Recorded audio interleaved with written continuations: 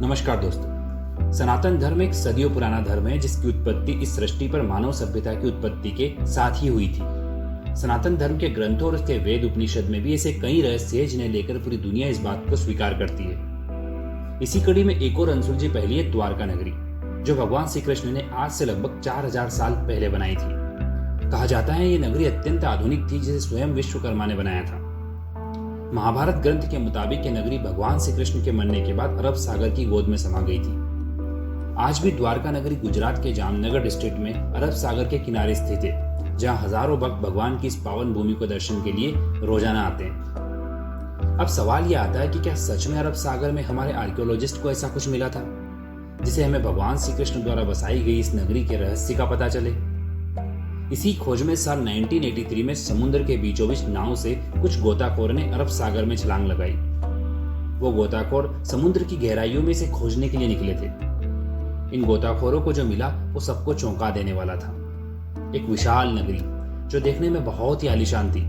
उन्हें ऐसा लग रहा था जैसे कोई आज के जमाने की आधुनिक सिटी जिसमें ऊंची ऊंची दीवारें, महल, मूर्तियां, विशाल खंबे, सड़कें मानो पूरी की पूरी समुद्र में समा गई थी। गोताखोरों ने उस नगरी के पत्थरों के सैंपल को कलेक्ट कर लिया ताकि कार्बन डेटिंग के जरिए उन्हें इन पत्थरों की एज का पता लगाया जा सके और उन्हें सबूत मिल जाए कि सच में सारे पत्थर महाभारत के कालखंड के समय के ही है। फैक्ट डिजिटल टीवी के इस एपिसोड में मैं आपका दोस्त गोविंद आप सबका एक बार फिर से स्वागत करता हूं और आपसे आशा रखता हूं कि आप हमारे चैनल को सब्सक्राइब जरूर करेंगे। धन्यवाद। दोस्तों, इस खोज में आगे बढ़ने से पहले आपको बता दें कि आखिर भगवान कृष्ण को द्वारका का निर्माण क्यों करना पड़ा था। श्रीमद् भागवत गीता के अनुसार जब श्री कृष्ण ने कंस का वध किया था तब उसके ससुर जरासंध ने यह प्रण लिया था कि श्री कृष्ण और यदुवंशियों का समूल नाश कर देगा। इसके लिए वो लगातार मथुरा के लोगों पर हमला करता था। जब भी भगवान कृष्ण नगर में नहीं होते थे वो वहां के लोगों पर धावा बोल देता था। ऐसे में यदुवंशियों की सुरक्षा के लिए श्री कृष्ण ने मथुरा को छोड़ना ही उचित समझा। मथुरा के छोड़ने के बाद अरब सागर के किनारे उन्होंने एक भव्य और दिव्य नगर की स्थापना की जिसका नाम द्वारका रखा गया। यहाँ आने के बाद भगवान अपने परिवारजनों के साथ सुकून से जीवन यापन करने लगे। कई सालों तक राज करने के बाद भगवान ने इस धरती पर धर्म की पुनर्स्थापना कर दी। तब वो अपनी देह को त्याग करके वैकुंठ चले गए। उनके देह त्याग करते ही ये वैभवशाली द्वारका नगरी भी समुद्र में समा गई और इस तरह सभी यदुवंशियों का विनाश हो गया। दोस्तों, इस घटना के संबंधित पौराणिक ग्रंथों में दो कथाओं की जानकारी प्राप्त होती है। पहली माता गांधारी का श्री कृष्ण को दिया गया श्राप और दूसरी ऋषियों द्वारा भगवान श्री कृष्ण के पुत्र साम को दिया गया श्राप। इसी दौरान जब पांडवों और कौरवों के बीच महाभारत का युद्ध शुरू हुआ था जिसमें श्री कृष्ण ने अर्जुन के सारथी के रूप में पांडवों का मार्गदर्शन किया। 18 दिन तक चले इस भीषण युद्ध में पांडवों की विजय हुई। युद्ध में विजयी होने के बाद पांडव जब पहली बार हस्तिनापुर आए तब श्री कृष्ण भी उनका राज्याभिषेक करने के लिए साथ आए थे। इस खबर से कौरव पुत्र की माता गांधारी अपने गुस्से को सहज कर नहीं रख पाई और वो अपने सभी पुत्रों के मौत का कारण भगवान कृष्ण को ही मानने लगी। इस बात से तिलमिलाकर उन्होंने भगवान श्री कृष्ण को श्राप दे दिया कि अगर मैंने जिंदगी भर पतिव्रत धर्म का पालन किया है और मेरी पूजा में कोई छल नहीं है तो जिस तरह मेरे वंश का विनाश हुआ है ठीक उसी तरह आज से 36 साल बाद तुम्हारी आंखों के सामने तुम्हारे पूरे यदुवंश का विनाश हो जाएगा। सारे यदुवंशी एक दूसरे के खून के प्यासे हो जाएंगे और तुम्हारी पूरी द्वारका नगरी समुद्र में समा जाएगी। उनके श्राप को सुनकर भगवान श्री कृष्ण मुस्कुराने लगे और उन्होंने कहा कि माता, मुझे आपके इसी श्राप की प्रतीक्षा थी और मैं आपके श्राप को सहर्ष स्वीकार करता हूँ। ऐसा कहकर वो द्वारका के लिए प्रस्थान कर गए क्योंकि भगवान जानते थे कि संपूर्ण रूप से धर्म की स्थापना के लिए समूल विनाश जरूरी है। द्वारका को और यादव वंश के विनाश के पीछे एक और श्राप भी आता है जो इस विनाश का कारण बना। एक बार द्वारका के निकट बसे एक पवित्र स्थल पिंडारक में नारद मुनि और महर्षि विश्वामित्र के साथ कुछ बड़े संत लोग पधारे थे। उन्हें देखकर श्री कृष्ण के पुत्र साम और उनके दोस्तों ने ऋषि मुनियों के साथ शरारत करने की योजना बनाई। साम ने गर्भवती स्त्री का वेश धारण किया और ऋषियों के सामने पहुंचे और उनसे पूछा कि बाबा, मेरे गर्भ से क्या जन्म लेगा।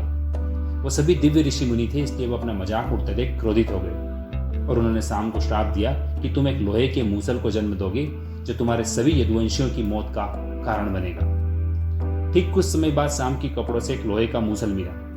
इस बात से परेशान होकर साम अपने नानाजी महाराजा उग्रसेन के पास गए और उन्होंने उस मूसल के कई टुकड़े कर समुद्र में फेंकवा दिया। इसके बाद ही द्वारका में आए दिन अशुभ घटनाएं होने लगी थी। कभी तेज आंधी आती तो कभी तेज तूफान। या कभी रात भर उल्लू के रोने की आवाज सुनाई देती। वहां हर दिन कुछ अशुभ घटनाएं होने लगी। 36 साल बीत चुके थे तब भगवान कृष्णा समझ गए कि अब माता गांधारी और ऋषियों के श्राप के सत्य होने का समय आ गया है, और वो समझ गए कि इस समय उसी विनाश का योग बन रहा है जो महाभारत के समय बना था। धीरे धीरे सभी यदुवंशियों ने मदिरापान शुरू कर दिया और आपस में लड़ने लगे। ये लड़ाई इतनी बढ़ गई कि यादव वंश में अंदर ही अंदर युद्ध होने लगे और सभी अपने ही भाइयों के रक्त के प्यासे हो गए। वहीं श्री कृष्ण के पुत्रों ने भी आपस में युद्ध करना शुरू कर दिया और एक एक करके पूरे वंश का विनाश होने लगा। इन सबको देखकर बलराम जी समझ गए कि अब सबका अंत निकट है और उन्होंने भी अपनी देह का त्याग कर दिया। श्री कृष्ण ने जब ये देखा तो उन्होंने अपने पिता वासुदेव को इस स्थिति से अवगत कराया और उन्होंने अर्जुन को संदेश भिजवाने को कहा और स्वयं जंगल में जाकर एक पेड़ के नीचे लेट गए। उसी समय जीरा नाम के एक शिकारी ने उन्हें हिरण समझकर तीर चला दिया और ये तीर उन्हीं मूसल के टुकड़ों से बना था जो महाराजा उग्रसेन ने समुद्र में फेंकवा दिया था, जो एक बड़ी मछली ने निगल लिए थे। और इस शिकारी ने उस मछली का शिकार करके उन जहरीले टुकड़ों से एक तीर तैयार किया था जो भगवान कृष्ण के पैर में जाकर लगा था। और इसी वजह से श्री कृष्ण ने अपनी प्राण त्याग दिए और अपने वैकुंठ धाम लौट गए और फिर बचे हुए लोगों को अर्जुन वहां से लेकर चले गए। और फिर धीरे धीरे श्री कृष्ण की पूरी द्वारका अरब सागर की लहरों में समा गई। उस दिन से लेकर आज तक हमारे ग्रंथों में इसका वर्णन मिलता है, लेकिन कई साल तक हमारी पौराणिक कथाओं में बसी इस भव्य द्वारका को सदियों तक लोग निकारते रहे और मानने से इनकार करते रहे। इसे ढूंढने के लिए कई सालों तक खोज की गई, लेकिन इस खूबसूरत नगरी का किसी को पता नहीं चला। आज से करीब 100 साल पहले बेट द्वारका के आइलैंड के आसपास साल 1930 में पहली बार इसकी खोज शुरू की गई। बेट द्वारका आज की मॉडर्न द्वारका सिटी से लगभग 30 किलोमीटर नॉर्थ में स्थित है, लेकिन उस समय ये खोज समुद्र के ऊपर से की गई थी और उन्हें कुछ भी ऐसा नहीं मिला जो इस पावन नगरी के अस्तित्व को साबित कर सके। साल 1963 में पहली बार पुरातत्व विभाग ने अरब सागर के कुछ हिस्सों को चिन्हित किया और समुद्र के ऊपर से इसकी खोज की, जिसमें कई सारे पुराने आर्टिफैक्ट्स और मूर्तियां और सनातन से जुड़े कई चिन्ह मिले, लेकिन अभी भी कोई पुख्ता जानकारी हाथ नहीं लगी थी जिससे श्री कृष्ण की इस नगरी को ढूंढा जा सके।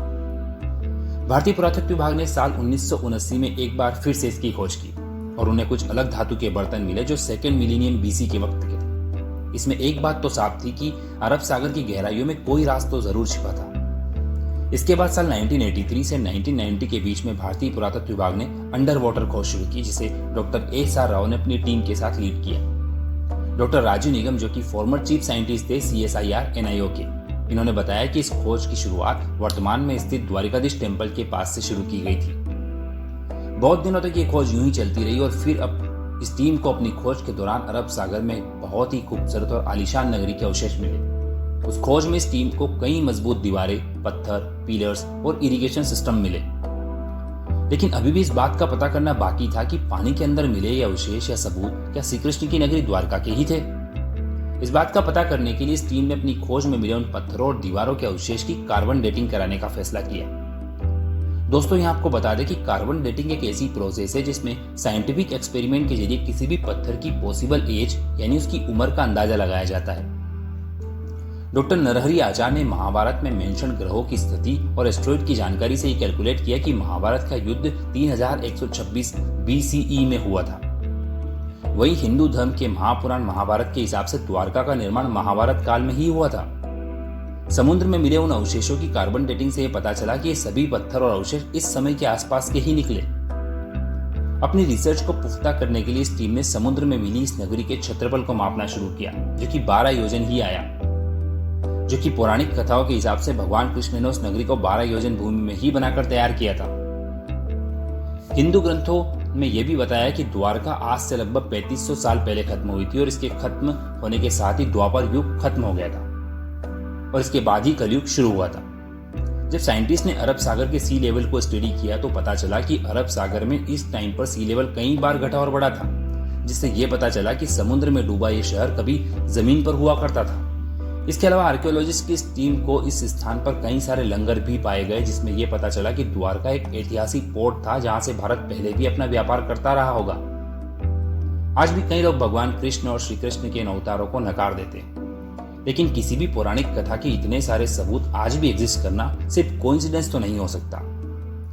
द्वारका के अलावा भी ऐसे कई प्रूफ है जो इस बात को साबित करते हैं कि इस धरती पर इंसानों का अस्तित्व सिर्फ हड़प्पा और मोहनजोदाड़ो के समय से नहीं था, बल्कि इससे भी हजारों साल पहले से ही शायद था।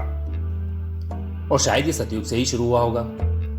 अगर आपको हमारी रिसर्च पसंद आई तो please subscribe us and don't forget to share it.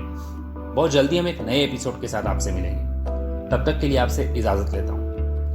बहुत बहुत धन्यवाद।